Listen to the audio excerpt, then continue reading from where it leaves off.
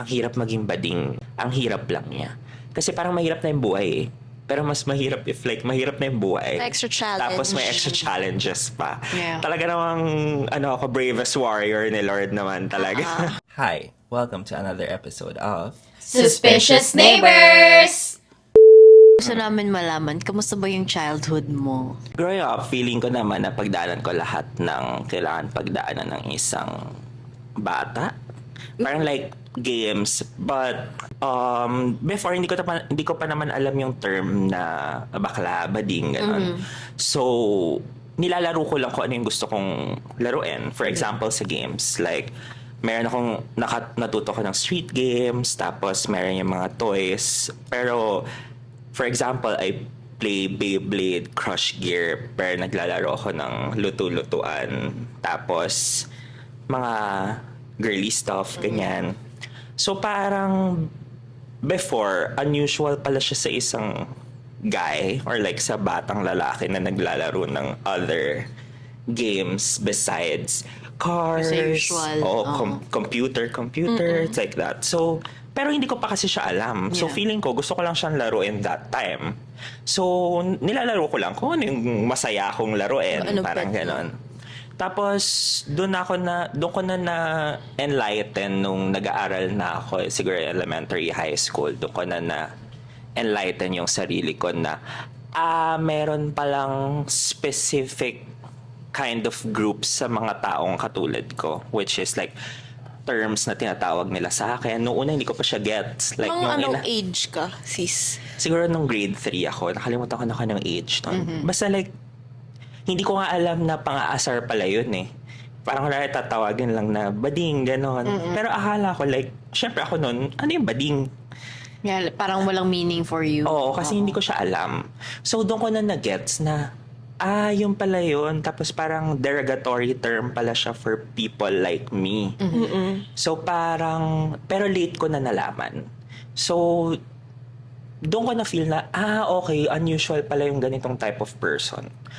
So medyo ko nun, silent, dead kid ako nun. Basta tahimik lang ako kasi parang scared ako nun na ma-judge kasi na-judge na ako eh. Yeah.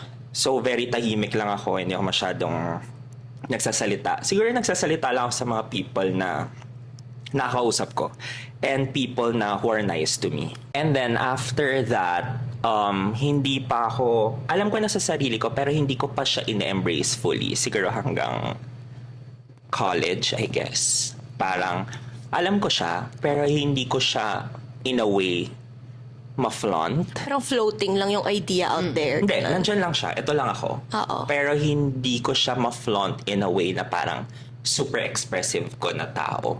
Siguro it also boils down on my personality kasi in reality kahit medyo maingay ako, parang medyo reserved type ako na person, diba? Yeah. So, medyo tahimik, ganyan. Pero Sorry kapag, sis, correct me if I'm wrong Educate me. yeah, go. Yun ba din, yung same din ba siya sa term na closeted? Or is it different? I can't speak for everyone, pero siguro for myself, feeling ko pa nun is hindi ko pa masyado, siguro kaya hindi ko siya fully na-embrace is because hindi ko pa siya fully natatanggap. Kasi nga, ako naman, masaya ako kung ano ako, but siguro yung outside factors lang that makes it hard. Gets. That makes it hard for me to, parang express myself. Parang ganun. Kasi before, guys, hindi naman ako ganito manamet. For example, hindi ako ganito manamet, ganyan. Super like simple as a simple guy. Parang ganun. As in like, polo shirt, guys. Parang ganun pa yun. Tapos skinny jeans. Hindi man skinny jeans, straight jeans. Parang ganun. As in, walang Bahid. hindi, may bahid. May bahid. Pero hindi ganun ka-expressive. Yeah. So, there are times na mahirap. Like, masaya yung childhood, masaya growing up. Pero mahirap lang if like, parang feeling mo nababox ka in a way. Na parang, ito ka lang, ano ka lang, tawag dito ka lang dapat. Bawal kang like, tumawid or lumabas outside of the box. Before, nung high school, parang di ba merong Christian living na subject? Tapos meron ako ng teacher. Tapos parang one-on-one niya ako sa hallway na parang sinasabi niya na parang natanong niya kung bading ba daw ako, gano'n. Tapos sabi ko noon, yes, parang gano'n. Pero not sure, parang gano'n. Kasi nga, hindi ko pa din alam sa sarili ko kung anong gusto ko. Tapos parang sabi niya, like meron siyang sinabing specific term, parang tikas. Parang like magpakalalaki. Parang ganun yung dating. Parang magpakalalaki daw ako. Sinabi niya Ganun. yun? Oo. Tapos, Grabe. parang which makes it hard. Parang feeling ko tuloy, parang growing up, mali yung nararamdaman ko. Ganon pina-feel sa akin ng mundo siguro, yung hirap ng buhay maging bading. Pero that's for my personal experience, ha. Kasi parang mahirap talaga kaya I was telling them nga na ang hirap maging bading, like kaya parang hindi ko naman sinasabing don't wish to anyone na parang kunwari for example yung anak niya maging bading, pero ang hirap lang niya kasi parang mahirap na yung buhay eh. Pero mas mahirap if like mahirap na yung buhay. Extra challenge. Tapos may extra challenges pa. Yeah. Talaga namang ako bravest warrior ni Lord naman talaga.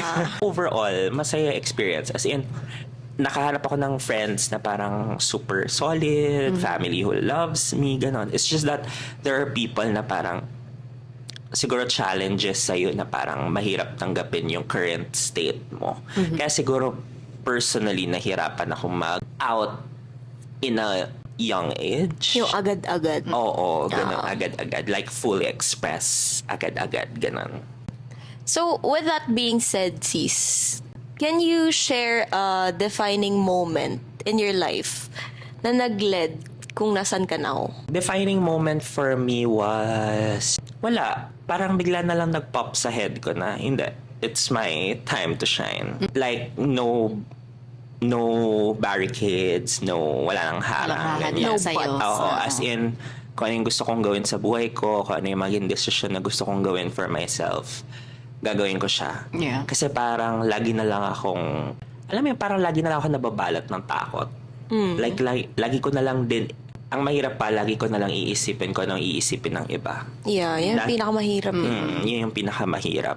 As in, parang every decision parang it tackles what everyone will think. Yeah. Parang doon ko rin na-realize na lagi ko iniisip kung ano yung iniisip ng iba pero hindi ko iniisip kung paano naman ako. Parang ganun. Totoo. So yeah, siguro yung there's this just one moment na parang I'm gonna do what I want to do. Like Ikaw makeup, naman yeah, ako naman ako naman, tapos I wanna dress up what I want to dress up. Ganun. Kasi mahilig talaga ako manamit, di ba? Yeah. Ever since naman nagkakilala tayo, it's just that hindi lang naman ako super like As Nakaka-express. expressive. like yung mga ganitong cuts, guys. Yung mga ganun, wala mang ganyan dati.